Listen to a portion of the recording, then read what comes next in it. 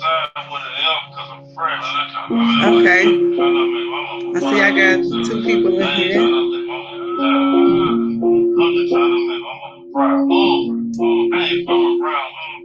Okay, it looks like we are live.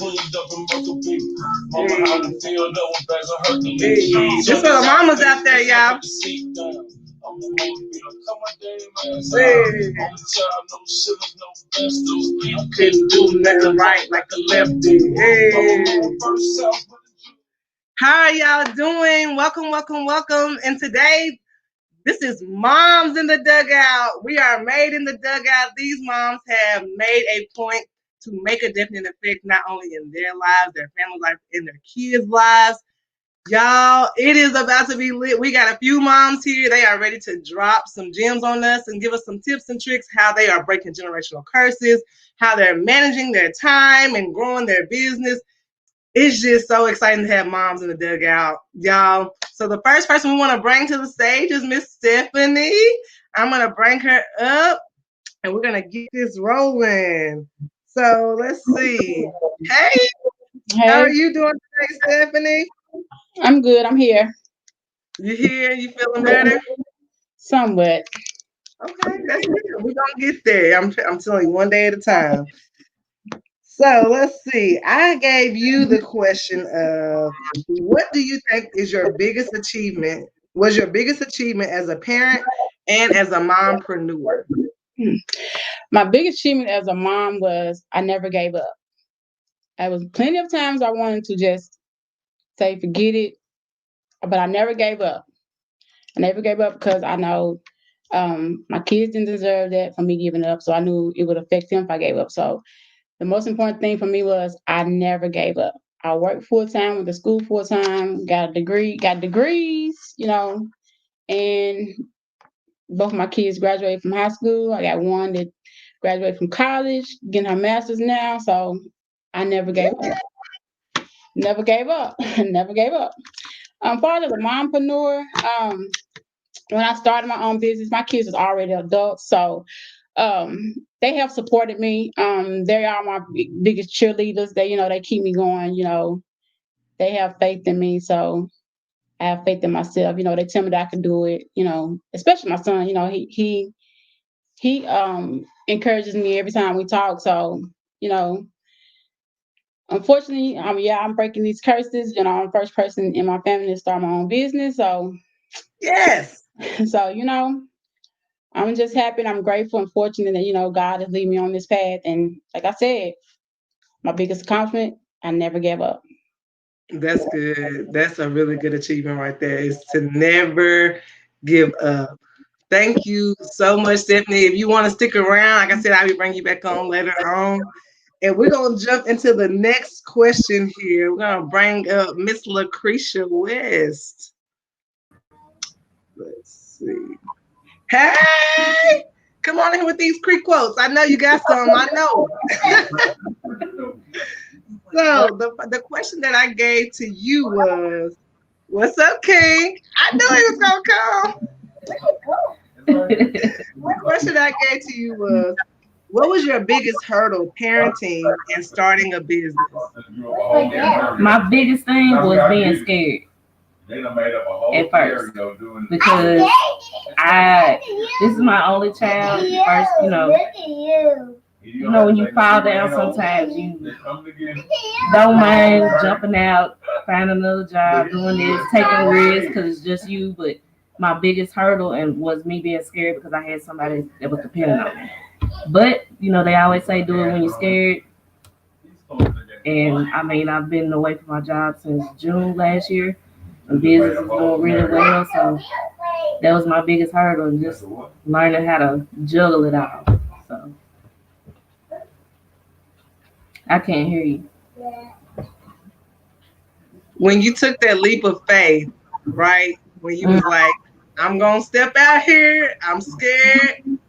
I don't know what it's going to look like. What was the one thing that made you say, you know what? Now you got this. Like, man, say it with your chest. Like, what was that one thing that made you really just say, I got this. I'm going to do this? A lot of people say I'm going to have faith and do this, that, and the third and never really mean it. It's just cliche to say. I had to go ahead and do it. Step out on faith and mean it. So that's what I did.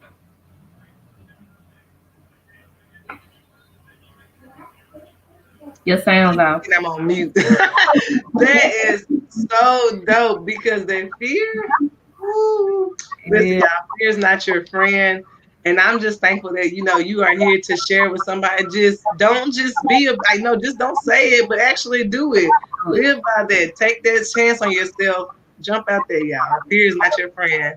Thank you. And again, if you want to stick around, we'll come back at the end with some other questions, but I would love for you to hang out with us a little bit longer. Okay. So up next, we got Miss Keisha. How are you, Keisha? Hey, you just threw me on the screen. Look, real quick. Y'all know how I do. Don't know you. So this is Miss Keisha, Coach K Marie. Y'all holla at your girl. For purpose, all of that stuff, Okay. But the question that I gave to you was, what helps you get back to you after going in a dark space? Okay, so that question was perfect for me because I kind of took a little step by step process because it's not something that you can just do overnight, and it's a healing process, and everybody deals with things totally different. But for me personally, the first step I had to take was to stop identifying myself as a victim. Sometimes when we go through some things and we get in a dark space, we'll immediately identify ourselves as a victim. And so the feedback that everybody is getting from us sounds like we're helpless and it's over with. You know what I'm saying? It's the end of the world. And, somebody just wronged us so bad in a place where we can't jump back from it. So, uh, that was the first thing I had to do was stop identifying myself as a victim and just go ahead and own up the fact that I went through a thing that I could not control, but I'm still here. So now comes my accountability. Okay, so whatever situation I was in that got me into a dark place, how could I had prevented that from happening? If that was even possible, because some things we're just going to go through, but also saying, how did I deal with it? You know what I'm saying? I woke up the next day, so I still had a purpose, obviously, so it didn't kill me. And so that was just my second part, just owning up and showing accountability. Then just started tapping into myself, started doing things that I enjoyed doing, start making time for me. I was over the weight that I wanted to be at some point. I was 220 some pounds. My body wasn't used to that amount of weight. So I sort of invested time into getting my life back right, getting more healthy, exercising, and that kind of got my mind off the dark place. And so that was renewing my spirit. And during that time was a good meditation for me. I don't know how everybody else meditates, but listening to music and just doing something where everything else is out of my head, that's just what I tapped into. And then, started being more prayerful and believing that what I was asking for could be achievable. So that was pretty much the steps that I took into just becoming a better me after being in a dark space in my life.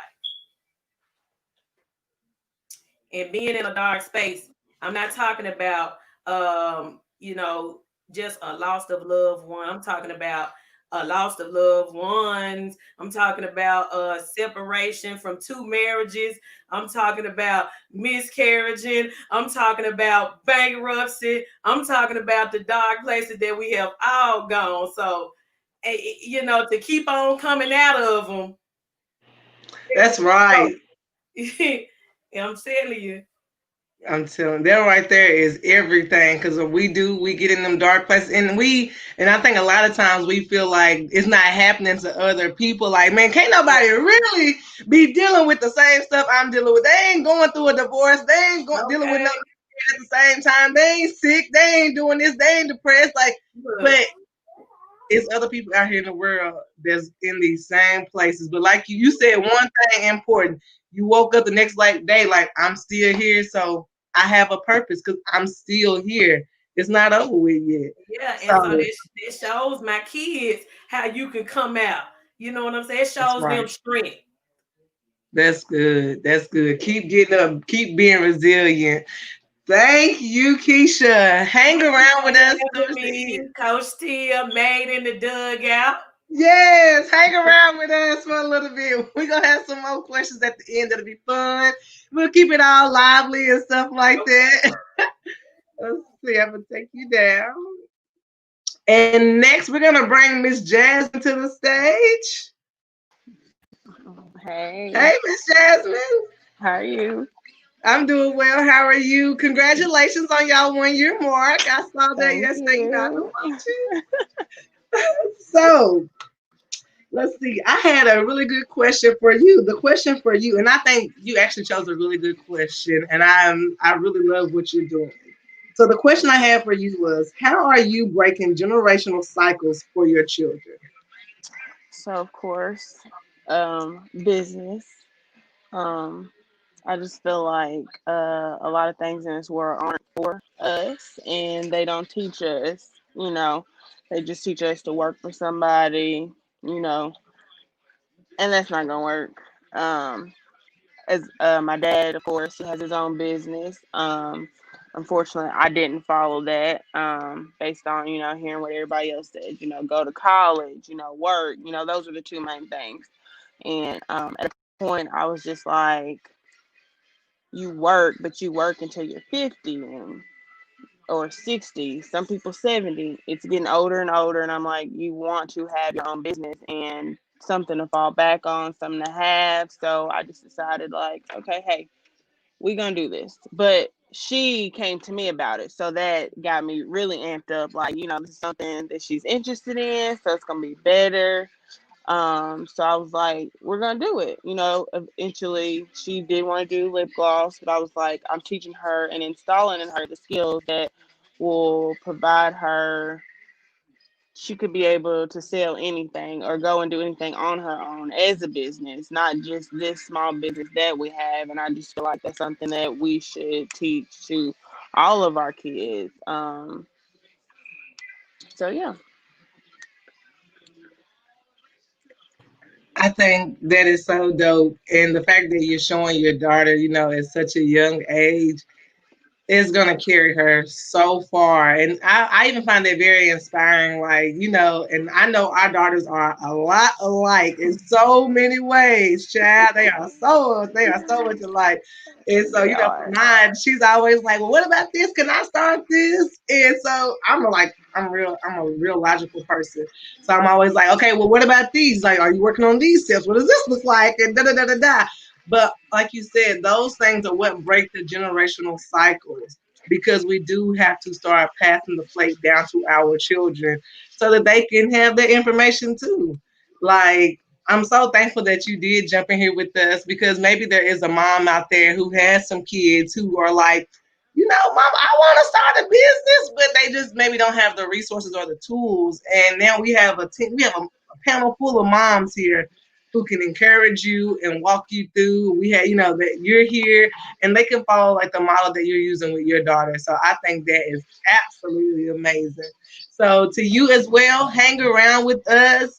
Like I said, we'll have some fun questions at the end, but I want to get through this mommy section because I need some moms to get out here and do what they got to do, break these generational cycles, and Yes. encourage their Yes. kids to keep breaking the cycles as well. So next we're gonna bring up Miss Iris. Hello. Hey, Miss Iris, how are you this afternoon? Great, doing good. Yes. Let's see. I want to pull up your question. Here we go, right here. So the question that I have for you is, what would you tell a mom looking to start a business with children? Okay. No, okay. Starting a business with children, knowing that it's a process. Okay. It's going to be, you need consistency. It's going to be hard work. You got to be dedicated. And with children, like myself, I have 3 children. I have a 12-year-old, I have a 15, and I have a 5-year-old. And so it's good, and communication is good for, there's some communication going on to let them know, okay, mom is starting a business. And not only mom is starting a business, this is a vision that I have that I want for myself. And, by talking to them, it'll bring some clarity, some understanding, not allowing them to want to help or just, expand their minds. And so this will help also with a parent, which is, even myself, it helped to just kind of ease things throughout the process. But it's, like I said, it's gonna be, a little hard work at time, and you just could keep being consistent with it. Know that you're not gonna be able to do it all at one time. So just, taking grace with space, just taking your time, being able to hear, and doing, setting up goals and tasks for it. And so that way, you won't be stressed out. And another thing I would like to give for the mother, with children starting out their business, is that having me time, having time out for yourself, having time out for your kids, just that time. So, spending time with them, because, with a business, it's going to take some time. It's going to take some dedication, again, what I was saying earlier. And it's also, being consistent and some hard work in it. And so it's just like you working a regular job, but, having your business, everything you're going to be the one that making sure everything is in place. And by you making sure everything is in place, you got that over there to do, and also you have your family, which is your children. And so just being prioritizing your time with your children and also your business, I think those tips will help. And also they're teaching our children that, to value, and not only that, to want to, whatever they want to become in the future, that they don't even have to depend on a man or, or just anybody to get this or get that. They have a mind of their own and say, okay, if mama can do it, or because of the environment that I'm in, I can do it. So this right here help also your children to gain self-value, self-confidence, self-love, and just value yourself. So I think those are some great tips to give out to mothers when they're starting their first business. I absolutely agree, because that me time and also having that time to separate for your kids is so, so important. Because listen, there's been times where I'm like tunnel vision on business, and it's like, that's it. And the kids are like, Mama, are you going to give me some attention? Like, and I'm like, let me just finish this real quick, But it's right. It's that prioritizing that me time, so you can still me time, work time, kids time, family time. All those things are very, very important. Those are some really, really good tips. And I hope some moms are out here listening and catching these gems, because listen, y'all, it's not always easy, but it does not have to be hard either. Yeah. So thank you, Iris. Stick around with us. Like I said, I have some fun questions towards the end. And we'll just kind of dig into this. So thank you for that. And let's see. And the last mom we have here in the dugout with us, Miss Tracy Jones. How are you? Hey, I am doing great. Let's see. So the question that I had for you was, I'm echoing. What is the easiest, or what was the easiest thing for you to let go of, and what was the hardest thing for you to let go of being a mompreneur? Well, as everybody know, I'm going to take it back just a little bit. I done had 2 businesses. My first business, I came in, I used to own a daycare. So the easy part was, everybody know in the community that I love kids. I love youth. That's my passion. I love. But when I had my own kids, I have 2 kids that has ADHD.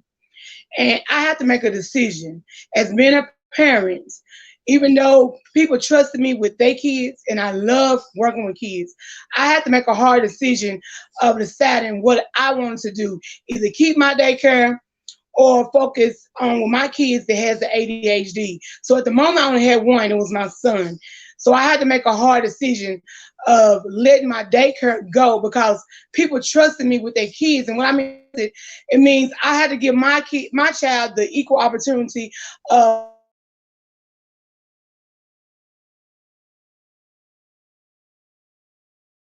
you deal with a child that has ADHD, you don't understand what you go through. So I have to make a and I hated that. But and still I had to love my child enough to be able to teach him, to give him what he needed, and I didn't want to neglect the other kids because the parents had trusted me to teach and learn their kids. So that was a hard decision for me in that field. When I had my daycare, I had to let it go. But I wanted to spend time with my child, to get to know my child as him having the ADHD, because they go through so much, and I want to make sure that he had the opportunity of learning, to not to get left behind. And so that was the hard part for me.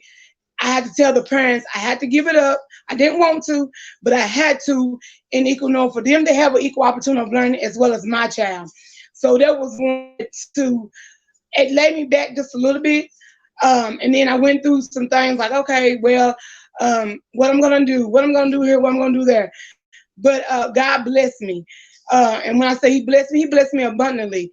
And He gave me the strength and the courage to raise my son with ADHD.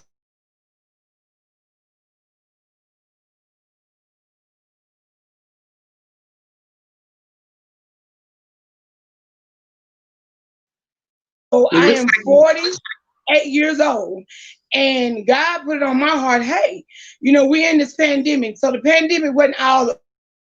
It's what you make it. So what I did was, okay, I said, God, I said, hey, I've got all this time. Yeah, I drive a school bus for a living. And I love doing my job. Again, I love working with youth, but I do love fashion. So He blessed me with, hey, jewelry. I love jewelry and fashion and makeup. So I got this I went and worked with paparazzi. I said, okay, well, I want to step out on my own. So I stepped out on that word, faith, faith. You got to have that faith. So I stepped out on faith. And when I stepped out on faith, God blessed me abundantly to start my own business with my kids with the ADHD. So hey, I'm more than blessed, and hey, I'm doing great with the help of the Lord. So yes, ma'am, it was all worth it. Yes, ma'am. absolutely. Sometimes the easiest thing is also the hardest decision to make. I definitely understand that because it seemed like, oh my God, like this should be easy because it's like it's just what seems common sense. But not all the Right, time. And sometimes it can be the hardest decision to make. right. So let's see. I'm gonna take you down a little bit. I'm gonna answer questions. I'm gonna bring each one of you up all together, and that's what we're gonna do. Kind of have fun. And also, I'm gonna mute your mic because it's echoing a little bit. Let's see. Okay, so the question that I want to answer, because I've recently been dealing with this, is how are moms dealing with the kids they have in school, whether they are virtual or in person, and during this pandemic. Listen, y'all, and running a business. Let's just put all this in there in one melting pot, right? So I started out having my kids at home doing virtual. And I was like, yes, like I was ready for doing the homeschooling thing because I was like, I'm running this business, so this could kind of work here with having kids in school. But not all the time is it that simple. And if you like me, my kids are rather smart. Like they're smart in both places. So a lot of times with the homeschooling part, it's not really you're not getting through to them what I wasn't getting through to my daughter what I really wanted her to get from being at home doing the virtual learning. Because I'm like, yo, like this could be a really good opportunity. Like we could be traveling and doing these things while you in school. Like you could be spending the night at your auntie house, all these things. But no, that she just don't want to act right. She don't want to do those things. And I know there's other parents out here struggling and debating on if they should send their kids back to school or not. Listen, y'all, I'm gonna say this: if you have kids at home and you're doing virtual learning and you are at a space of like you're about to have a mental breakdown, send them kids back to school. Send them kids back to school. Because I'm telling you, at this point, I sat here the end of last semester, it was going crazy. And I was like, I don't know what's gonna happen, but it's gonna be me or her. And it ain't gonna be me, because she better get this schoolwork together. Like, we ain't playing about these grades, But when you find yourself at that point, you gotta say, what is the common denominator, right? And I realized, okay, we have been up under each other way too long. And me and my daughter, we are a lot alike. Our birthday are 3 days apart. So we are almost like the same person. And a lot of the same things that are in her are in me, and it drives me up a wall. And I got to a point of like, okay, we finished out the end of the semester. We coasted through there. We finished with decent grades. I wasn't mad, but I am the parent who's like, I know you are capable of all A's. That's what I expect from you. And so for her, she's like, well, I'm just 9. Why can't I be a kid? Why I gotta have such high expectations and all of this stuff? So she want to try to use my words on me. So I'm like, okay, we gotta do something different. And what I discovered when coming back this school year is, okay, we had the break. She went with her dad. We had space. But when it came back to this virtual schooling, it was just not working. So I had signed up to send her back to school. I called the school to send her back. And the school told me that they were not going to allow her to come back. So here's my message to some of you parents out there. If you are dealing with issues like this, where it is now affecting your mental health, your kids' grades are just plummeting below what you know they are capable of making, and you are getting these denials, listen, do not accept that for what it is. I don't care. I don't care what they tell you. If you have to take it to another level, take it to another level. Because for one, the school system says no child left behind. And there's one thing about it: do not let your child be left behind. I have worked with youth in so many ways since I was a youth. I've always been in mentoring positions and working with kids and parents. And so my word to you is, if you are this person and you are having miscommunication with the teacher or the school board, get with someone who can help you put your words together in the right way. So for me, when my child got the denial, I said, give me the email, please. And give me your email. So I have the principal's email and the Board of Education director's email, right? I have the director of the Board of Education's email, or anyone from the Board of Education. You send them an email and you let them know, hey, I am X, Y, and Z's mother. This is what's happening.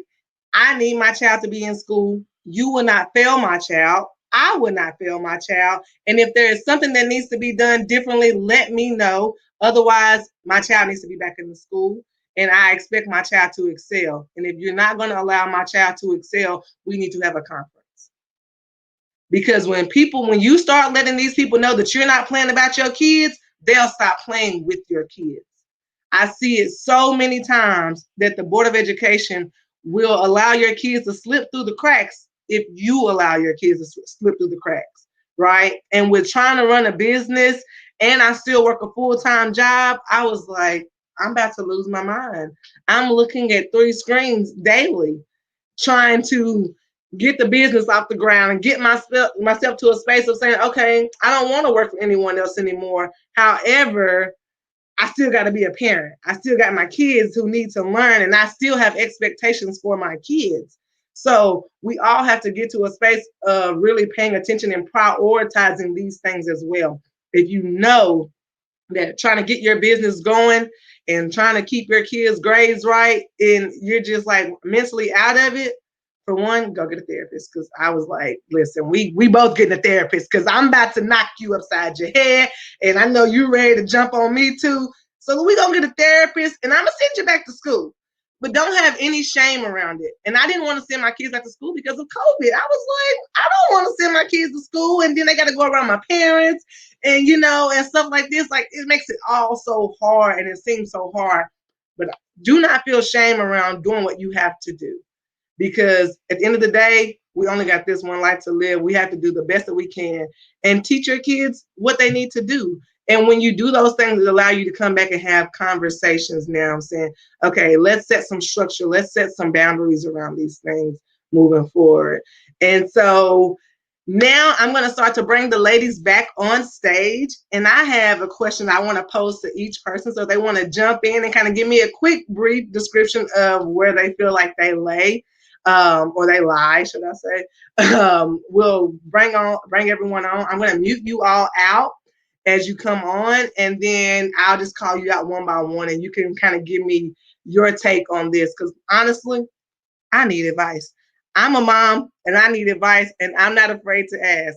So if you are a mom and you're like, I'm struggling, don't be afraid to ask, okay? So let's see. I'm going to start bringing each one of you up here. Let me do this while I'm here. Okay.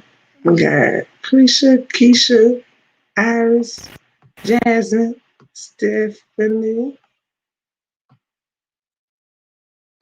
and Miss Tracy. Okay, Miss Tracy, okay, there we go. Boom. Perfect. And I can see everybody's name is on here. Yes, this is cute. Okay. I'm learning still too. Okay. So here's the question that I have been struggling with the most. I'm a single mother. And the question that I've been battling with is, how am I being the disciplinary and the safe space for my child? Right? Because for me personally, growing up, I grew up with both my mom and the dad in the house. My dad is the disciplinary, and my mom was the safe space. So my dad was the one who was gonna tap on my butt a little bit if I was out of line. But if my daddy had to show up, I knew I was all the way out of line, right? But my mom was the person I could talk to. And so for me, it's like, how do I have that balance with being a single mother to hold safe space, but also be able to put my foot down with my kids as well, and them not be confused on, now how you gonna play devil's advocate and try to be my friend at the same time? That ain't right, because kids, they smart, they slow down. So I'm gonna open up the mic and we'll go in order. So I'm gonna open up the mic to you, Krisha, if you want to give us your takeaway on being the disciplinary and the safe space. You can just unmute yourself as you come on. You muted though. Okay. So basically, when it comes to being the safe space, I have to remember, he's 3. First of all, he didn't ask to be here. Second of all, he didn't ask to be in the situation of me being able to raise him by myself. So that keeps me there in that space where I'm able to talk to him. Yeah, I have to whoop his tail, but I talk to him before I whoop, and I explain to him what's going on. And as far as the disciplinary, that's pretty much tied in the same thing. Like, you can discipline your kids without making them feel unsafe or making them feel like you don't love them or anything like that, because I was raised by a single mother. I did have my dad around to talk to, but when it came to just the structure, I just had my mom. And I always remember her being patient and really explaining to me why, you can't do this, or why you should do this way, this, and the third, and just, still getting in my tail. So I try to implement plus more when it comes to my own son. Absolutely. Thank you for that. Miss Keisha, what is your take on that? Yeah. So listen, this is a true story. So I was having a conversation with Iris, which is on with us today, and she had to remind me of some things that I used to implement with my kids that I completed when I started trying to be my own businesses and become a mompreneur. I had forgot these things, and so they been going out of control for the longest. And so I'm like you. When I'm doing something, they doing whatever. So, one of the things that she reminded me of was that communication piece and having dialogue with your children so that they can feel like it's a common respect instead of like when something wrong, just yelling at them all the time and get ready. Because see, man, no, look, you want to either this butt whooping or you're gonna leave me alone. And it's gonna be that's them the only two options you get. But at the same time, I just have to think about how do I respond if somebody is yelling at me? You know what I'm saying? Like, am I finna just want to do what they, and then I'm thinking like, these are my children. So I know if it's in me, it's in them. So all that little grunting, that little walk up and all that kind of stuff. And that made me be like, oh, now that I did start to realize that I need to try a different approach. Because if I'm coming at them like She-Hulk, they feeding off my energy. Let me bring it down some and communicate with them, talk to them, get them involved in the things that I want them to do when it comes to house chores and, everybody being responsible and being held accountable. I got older children, 16, 11, and 9. So they're not babies. Everybody's able to fend for themselves. And so allowing them to have responsibilities and be held accountable kind of teaches them responsibility in so many ways. So shout out to Iris, had to remind me the other day. I said, look, Iris, I don't know how to do it because, baby, look, somebody gonna get hurt or shipped off or something. I gotta figure this thing out. Look, I'm laughing because it's very serious. Look, I was like, look, listen, somebody better come and get this little girl. And look, I was a teacher for 6 years. I had to start getting in teacher mode with my kids. Like, I had to okay, what would I do when my student be doing this? Let me figure, I got to calm it down. Let me do it. Let me address them like I would address one of my students. That part right there. Thank you so much, Keisha, because I needed that reminder too. Stephanie, give us your takeaway. My takeaway. Woo. Girl, it's been so many years ago, but so many years ago, my kids are 30 and 27. But I always let my kids know from the get-go, I'm a mom first before I be your friend. So, I discipline them and I do make them feel safe. I have my kids back, but my kids, I let them know when their right is right and their wrong is wrong. But they know I would tap that back in the day. Tap that ass, look. They got to catch it. One, they were rad to die. So when one did something, the other thought they could do it. So when the time to come get disciplinary, both of them got disciplinary. So Yeah. I mean, my biggest thing was I was always their mom. I was never their friend. So, so they, I mean, I made them feel like I have their back, but right is right and wrong is wrong. There's all respect for that, because baby, they will try it. So, thank you so much. Y'all generation is trying. Listen, don't come for us, Stephanie. Jasmine, give us your takeaway to this. This is actually something I am struggling with my kids, especially my oldest and my middle. My oldest, she thinks I am supposed to be her friend, and she always throws in my face like, well, other kids they do this, and their moms don't do that. And I'm just like, it's different. Everybody's raised different, but it's either you gonna have to do what I say and follow these rules, or you gonna get a whooping. Like, no other option. And so she said it's not like that. And it's very different because I am raising her by myself. So when it comes to her being over there, I'm assuming she doesn't do the same. So they don't discipline her the same. So I'm always looking at the bad guy with her. And then my middle, he has ADHD, so he doesn't comprehend things too well. He's all over the place. So when I do, I try to explain to him but it's still not getting through to him. So to him, I am also the bad person when I do have to whip him, but he gets it on both ends. So my last, he just don't listen whatsoever.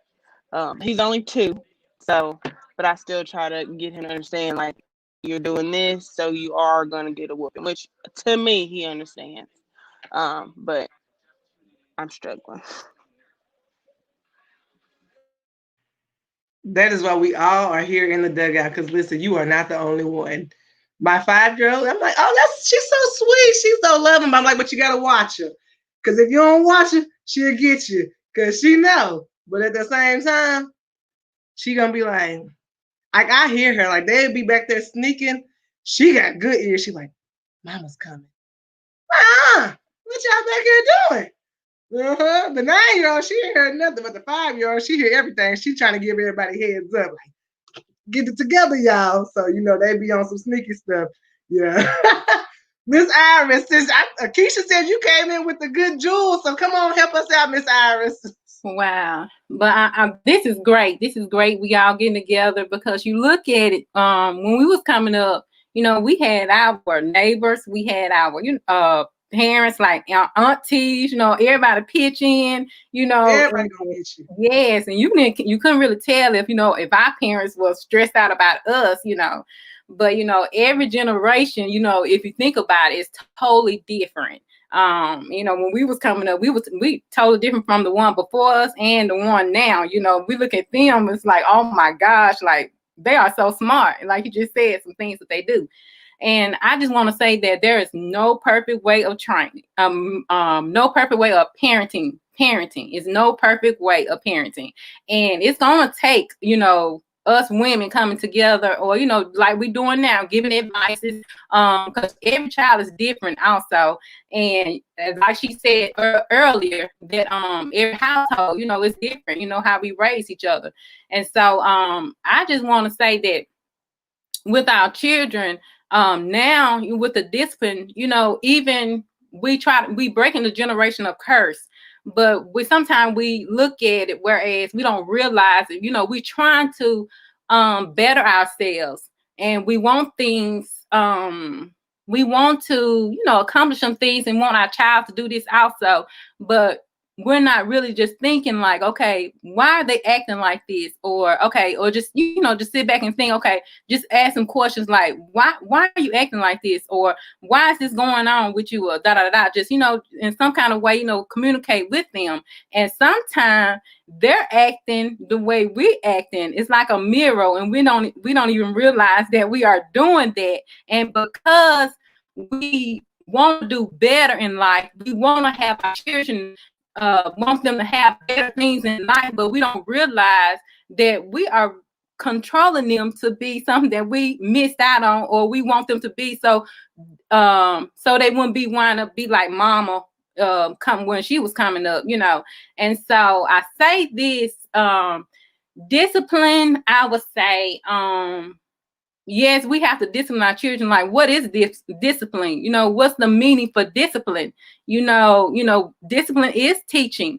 And we need to guide them. And, yes, if they get doing some things that they ain't got no business, you have the right. You the overseer. You in control.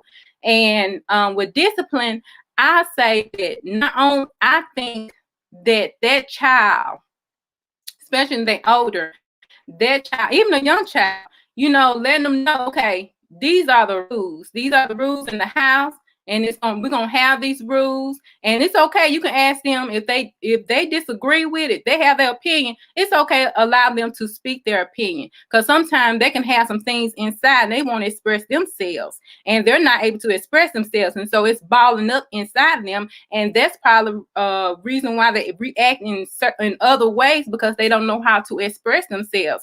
And so by allowing them to speak their opinion, that's allowing them to express themselves too. And so allow them to and you can be, you know, sit down, you know, all together, whatever. Okay, these are the rules here, and if they disagree or whatever, let them talk, you know, let them say, okay, I disagree, and you can say, okay, I understand you disagree and stuff, and I was once at that point of time, you know, I did the same thing, you know, and I understand, you know, but you know, again, these are the rules, you know, and you know, just go, you know, rules are rules, you know, I mean, rules are just facts, you know, it's rules. These are my rules, and we're gonna stay by these rules. And you have consequences when there's, you know, some things is if it happens, you got consequence in it. And this teaches the child how to make right decisions when they get older, and also follow rules, and not only that, to discipline themselves as when they become adults. And so and it's okay to spend time and play with your, you know, kids. I think that's fine or whatever. And again, you know, you can't be their best friends or whatever. My two oldest kids, they are girls, and my baby's a boy. So certain things they be like, you know, I play and joke with them or whatever, but certain things they look at me like, ooh, mama, you know, like, you know, I'm not supposed to do that or whatever. But they know how far. They are so smart. Kids are smart now. They know what to say and what not to say, and they know how to when to joke and when not to joke. So I'm saying is stick to discipline. You stick to it regardless. Don't look at the emotion side. These are the rules. If it's a rules for me that I gotta take as a mama, regardless, no matter what happens, I gotta follow the rules. You can follow the rules too, and there are consequences behind it. Chad, I guess I've seen a little bit. Cause look, that's mine. I'm like, they gonna say what they want to say, and I try to give them space to say, you know, to express themselves.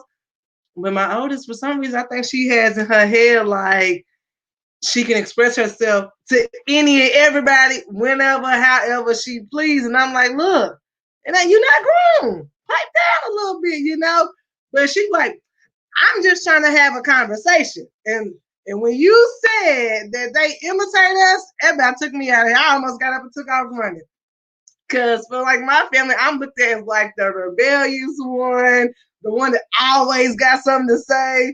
So when you said that, I was like, Lord Jesus, because that's my child. She always got something to say. Like we had a whole back and forth. I said, listen, you don't have to have the last word. Like, look, I had to like just pull it down because it's like, you know, why? But it's like she always feel the need to want to explain herself, and I find myself doing a lot of those same things. So you are absolutely right. A lot of those things that trigger us are the things that resemble us the most. And Lord, that right there make me have to say, Tia, well, you just gotta be a better mother. We gotta do some other things. Work on you a little. Get back to. And look at it like this, you know, you are a great mother. You are a great mother. And even, you know, you trying to make things better, regardless, you know, parenting, it's going to take work. But knowing that you and your child, y'all are similar, y'all like, you know, that way you see yourself like it's a mirror. Both of y'all is like a mirror. So maybe she doesn't see it, you know, see it that way either.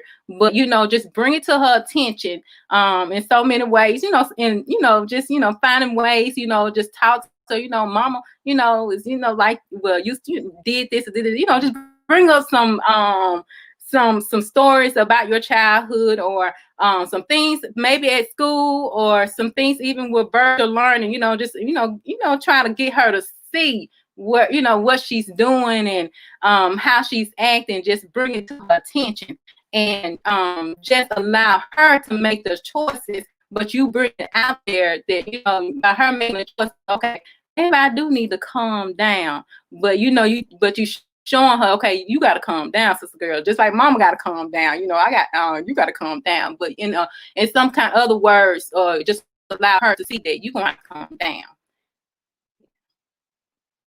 Absolutely, because listen, I'm like, I need a chill pill. You need a chill pill. We all need a chill pill, because it's I ain't feeling it right now. Like you said, sister girl, because that show, I be ready, like, come on, sister girl.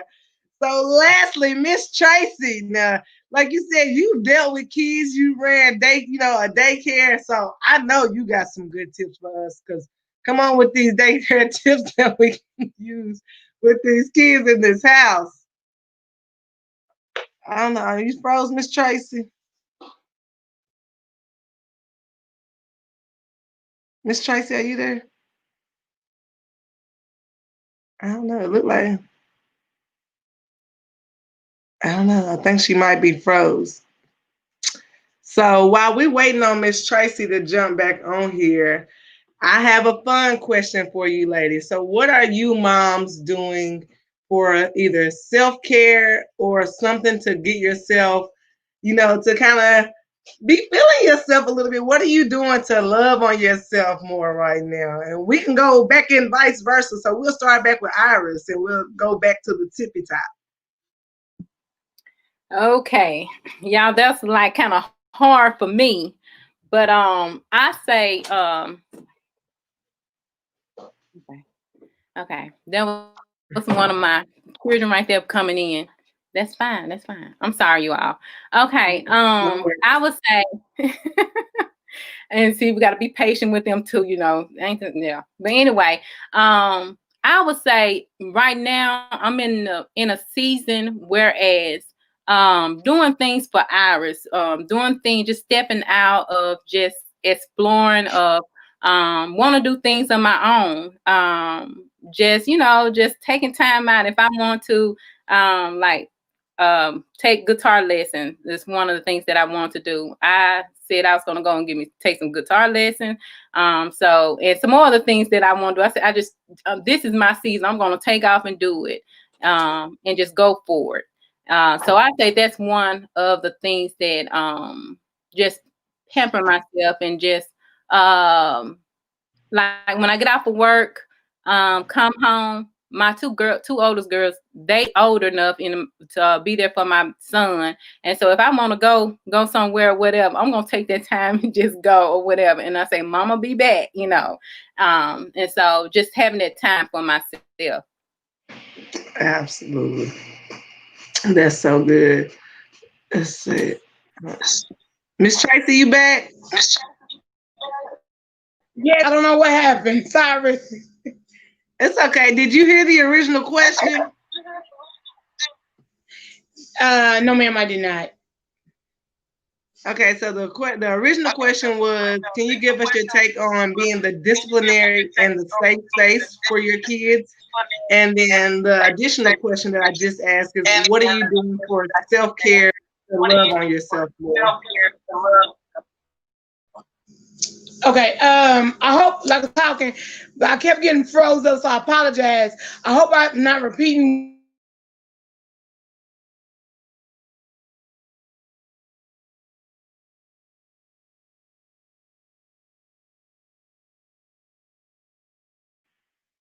Looks like you freezing again. His wife. So a lot of people, when I say us, I'm talking about me in general, because I was there at one time. Looking at PK kids, we think they ought to have everything intact. They don't make no mistakes. They this and they that. We ought to have everything together. But I beg the difference. We are human, and our kids go through some things as well. So I'm saying this to help somebody, because I hope it's other people on the line that's listening that has kids. There are PK kids as well. We do things that kids. They have their moments as well. But as the young lady said before me, I heard a little bit of what she was saying. We do have to live by an example. My kids, I am the disciplinary. My side. My husband, he's more like the laid back a little bit, but he.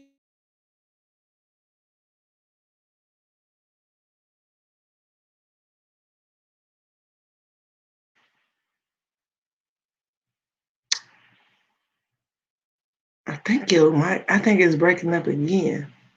The Bible speaks, says we reap what we sow. A lot of things that we went through as a child, we did to our parents. It come back through our kids, a way of how they act. My daughter, believe it or not, She's a little mini of me. I was one of those kids that I'm very outspoken. And I have to get used to my daughter's attitude. And when I say attitude, she's very, very outspoken. She's one of them, if I say something, she come back with a question. I'll be like, wait a minute, hold it. But I had to pump my brakes one day. And God spoke to me and said, hey, that was you. And I'm still like it at times, but I changed the way how I said things. So what I do now is telling her, I sit down and I say, okay, her name is Zamira. Zamira, it's the way you say things. We can't say it that way. Let me teach you how to say it. Because I was quick to pop off. I was one of them, honey, I would tell you how I feel in a minute. Hey, no, you're not going to do that. You know, I was one of them out the top. So I have to show her the way that you have to talk to people. And they helped me out a whole lot. Now, my son, he's totally different. He's in another category. He's basically, he's laid back. He's calm. Don't like no drama. He's one of them. So he's like my husband. So, but my little girl, she's a firecracker. But you got to love them and teach them, and you still discipline, but it's the way that you do it. But the main thing is live by an example. That's the main thing. Yeah.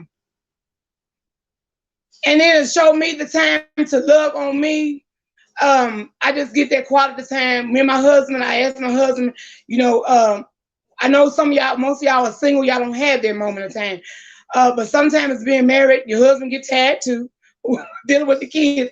But sometimes if I can get them in the bed early, and I may say, not talk to the Lord. So I got that me time to myself. If it's just that 5 or 10 minutes while I'm in the bathroom, that's enough to give me a peace of mind. I ask, Lord, I need you.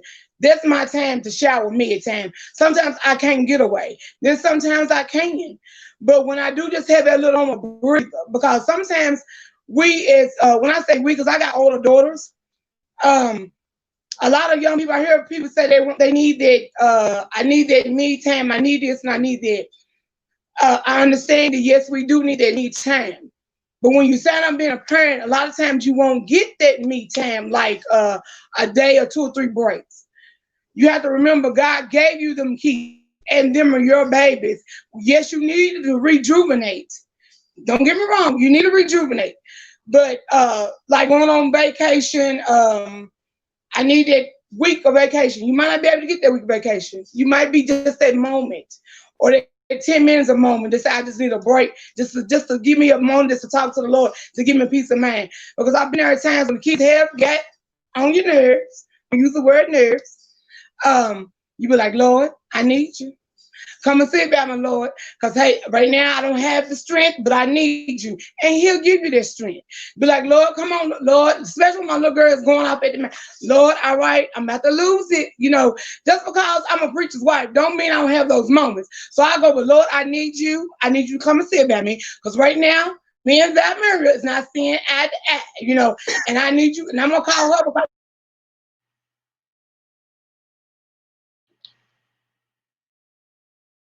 talk to the God behind, because that's who keeps me. And that's who keeps me calm, and that's who keeps me. He's my strength. And then they give me a juice to go back. So, okay, all right, y'all, let's do this. We got this. He give me my power, my juice. That's my energy right there. That's fire. That's good right there. Take those quick little moments that you have. Just only 5 minutes.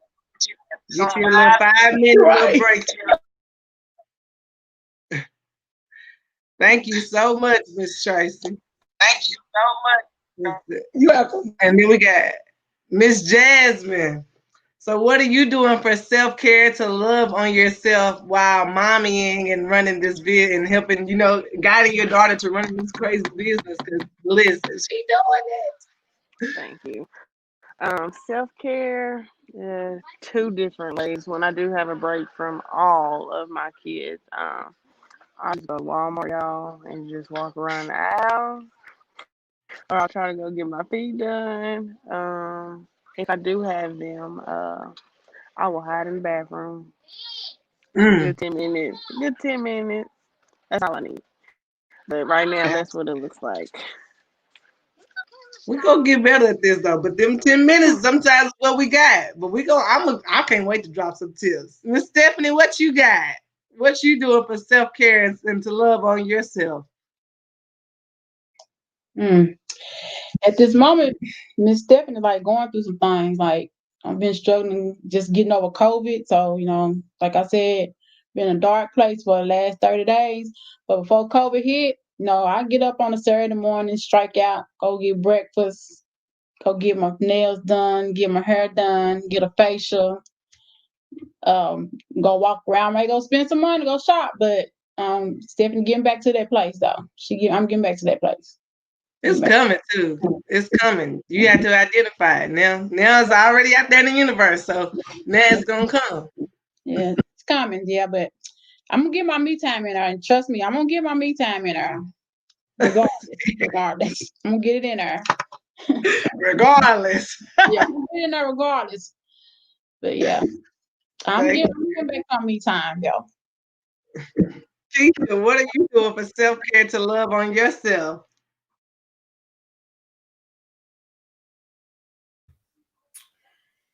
All right, so it took me a long time to get back to self-care and loving on myself. Because just like my question from earlier, being in them dark places and things like that, I had to find my self-worth again in order to even see what I needed as self-care. And so there's two such things as self-care in my eyes. There's internal and there's external. And for self-care internally, I like to dance. So, sometimes I turn on some music and I get to twerking and I practice my Megan Thee Stallion knees and all that kind of stuff. I just like to dance. I just be getting it. And I be having a good time all by myself or with somebody else. And then I'm not a singer, but I like singing. So sometimes people may catch me and they be like, "Oh, she sound good." But then I get on into it and then I can't do them notes. So that's how I know that ain't my testimony. And so, but it makes me feel good when I'm doing it. And so, that amongst praying, I hadn't completely learned how to meditate, but I guess in its own, whatever somebody decides to do that gives them peace and calms their spirit and nerves, that's meditating. So I guess there's no right or wrong way. It's just whatever makes you feel like, you're getting in your zone. And so I do that. And another thing I like to do, I like to give. I like to give. If I could be a blessing to somebody else, that makes me feel so much better about myself. So those are things I do internally. Externally, we know we like to get our nails did, and I like to get mink lashes every now and then. They cost a little bit much, but if I do it, I know I'm doing something for myself. It's a treat. Then I'm going to get my lashes did. Something I'm on and popping. Then them be for occasions. But just going out doing that pedicure, manicure, stuff like that. I like to eat, going out to eat, hanging out with. I'm a sociable person, so doing things like that is a part of my external shopping, retail therapy. Baby, if I know I'm getting down to my last few coins, I go and spend them last few coins, so at least I can feel like I did something for myself before I got broke. But we ain't speaking that into the future. That ain't going down like that no more. That's right. We ain't doing that no more. We just shopping. We gonna get what we got, and we deserve it, and that's it. We gonna get everything else we deserve too. Period. Absolutely. Miss Lucretia, what are we doing for self-care? I'm trying to get into a routine of every night cutting it off. Like literally when my son go to bed, I'm not doing homework. I'm not doing business work. I try not to, but I can't say that I'm fully on board yet. But for the most part, that time from when he go to bed to when I close my eyes, I have to I meditate, I do my affirmations, I pray, I do all that. Cheer myself on my little wall, being Mary Jane, got the little sticky notes and all that on there. I'm thinking, I'm writing, I'm coming up with ideas, and if that doesn't work, if I know it's been like a busy day where I got a lot of work to do, I'll pack up my laptop and go to the lake. I'm a water person that calms. I go sit at Percy Priest Lake, Old Hickory, wherever there's water, that just calms me. And even though I'm still working, I'm still getting some me time too, because I don't have the four walls around. I work from my home. I don't have the four walls around. I don't have this one jumping around. I'm sure y'all done seen him jump. So that's really how I do my me time. I don't have time to do a lot. Like I said, I'm full-time business, full-time school, and full-time single mama. So even that little time is very important. And I agree with you, Keisha. I was in a marriage. I was divorced. I done been through all that just like you. So that whole getting yourself back, I understand that too. So it's important. Can't forget that. Absolutely. And for me, look, my self-care routines, they feel like they be all over the place. I like to dibble and dab and all kinds of stuff to whatever just makes me feel happy in the inside. So, but when I started dancing, I ain't now look, I got good knees, quotes, but I ain't got Megan Thee Stallion knees, and I ain't really a twerker no way. That's not really my style. Like, you catch me twerking, you really caught me out here. Like, you really caught me out here for real. So for me, I like to do Latin dance. Like, it's the connection, like that connectivity there. And what I have learned with doing salsa, especially because I had joined the salsa dance team, and with doing that, my dance instructor, baby, she got us all the way in there. She was like, your core is where you hold the most all of your energy, and when you're dancing, those are your release points, and that's how you release that trapped energy. And I was like, what? It's like, what, girl? So as we were starting to dance, I learned the more that I got out of my own head and just let my body flow, the energy literally was like releasing from me, like, and I came out like feeling so much better. So dancing for sure absolutely gets me all the way in there. The other night I did me a good little meditation bath with some Epsom salt, some essential oils. I lit some candles.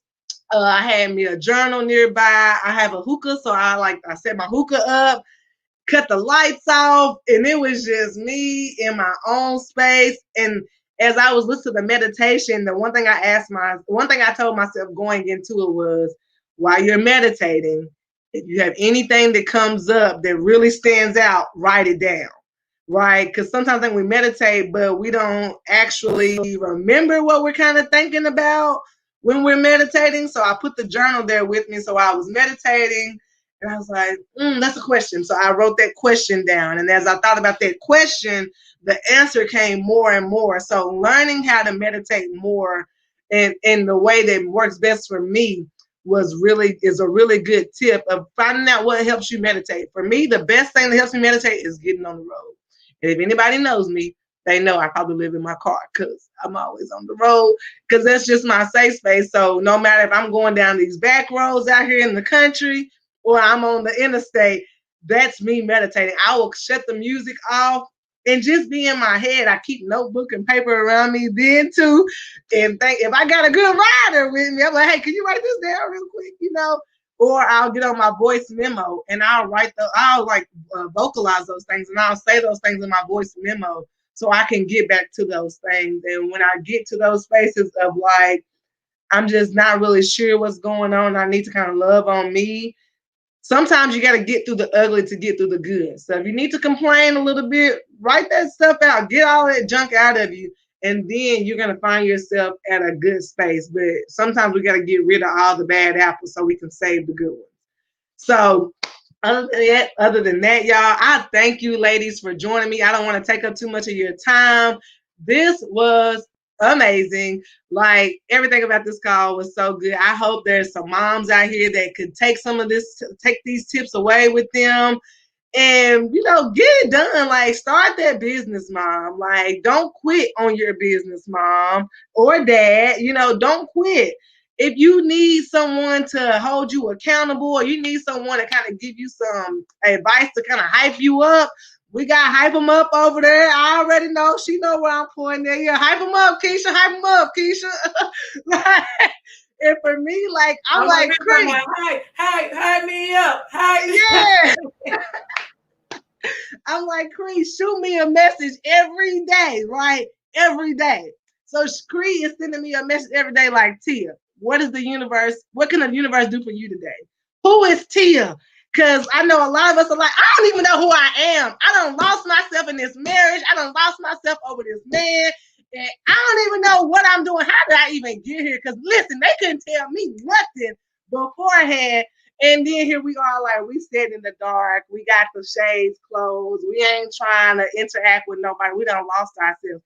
Y'all, it is okay to have your moments, but open the windows up. Hype yourself up. If you need somebody else to hype you up, y'all, we are here. We are readily available. Hit somebody up, but you don't have to go through this alone. There are other moms going through the same thing you going through. Y'all, again, I'm just so thankful that we were able to have moms in the dugout. Because if you know anything about softball, baseball, moms keep the dugout running. That's why they call them dugout moms. They let you know who going up to bat, who on deck, and who in the hole, right? So that's what the moms in the dugout are. We are here to keep this stuff going, keep this steady, keep everybody afloat. We will not let you quit on yourself. We won't quit on ourselves. Thank you all so much for tuning in with us. That is all we have here in Moms in the Dugout, on Made in the Dugout. And if y'all all want to open up your mic and say your farewells, or if anyone has any words of encouragement, raise your hand before I open up the mic to everybody if they want to drop some words of encouragement before we get out of here. Come on, Cree. And then Keisha. Did I unmute? Okay. What you say, King? And for me, like you, I just want to back up what you said. As far as people feeling like nobody goes through what you're going through, we all have been through it. The only thing we gotta stop doing is shaming it. Stop shaming it. Come out with it. There's people going through it. Honey, if you need to talk, hit anybody watching this live. If you need to talk, hit any of us up. And we will gladly talk to you about whatever. Because amongst all of us, I know for a fact we got you covered. And that's all I got to say. You cover like State Farm, Geico, Allstate, all that good stuff. Keisha, give us some words of encouragement. Look, I'm with Lucretia. Like, pretty much don't feel alone. There are women that are going through the same thing. And not only that, transparency, being transparent about what you got going on is deliverance. Recognizing that you need some help and that, you got some things going on as a mother that you can't handle. It's okay. That doesn't make you a failure. That doesn't mean you're not doing a good job as a mom. That doesn't make you a bad mom, because none of us are perfect. So, recognizing that I need some help and find your support system. Sometimes you don't have a support system because you make it seem like you got everything under control. And so people are not bothering you, are not stepping into your life, or not stepping into your personal space because you put on this persona like you got it figured out. So being transparent about, what you're going through is very helpful, and reach out to somebody. We're moms. We're all going through this. Every mom has went through something, because there is no playbook for it. So that's my piece on it, being transparent about it. Absolutely. Be transparent. And I know that's, for me, that's hard sometimes, is to be transparent. Like, because some things I think we go through, we're like, I ain't trying to talk to nobody about this because I don't need nobody judging me. Because if they come for me right now, today is not the day for them to come for me about being a mom. Because if they come for me, listen. Like, we get like that sometimes because we are in those spaces. But understand that what you resist will persist. Like, if you're not trying to deal with it, it's gonna keep coming back regardless. So sometimes you got to just get it out and let it be that, because once you get it out, then you can get help. Even if that means you got to just say it out loud to yourself, like, myself said, you got to do better. Okay, self, we gonna get some help. Okay, So it's okay to talk to yourself and to get through these things. And does anyone else want to have any lasting words of encouragement? Other than that, we can all open up and we can say our farewells. Anybody else? No? Okay, well, everybody open up your mics and we'll say our farewells and we'll get out of here. Oh, Cree, come on. Because I see King. I don't know what King over there doing. That's King your is saying, but what you said about opening up and people judging, that's a part of that generational curse. It stops here. Yeah. We done sweeping the neighborhood. We coming out to play. We coming out the dugout. You up to bat, Mom. Mom's out there. It's our turn. You're up to bat. You're on deck. Let's go, Moms. Thank y'all for tuning in with us. Everyone can open up and we can say our farewell. So thank you all for joining us. Until next time. All right. Good night. Good night. Let's see.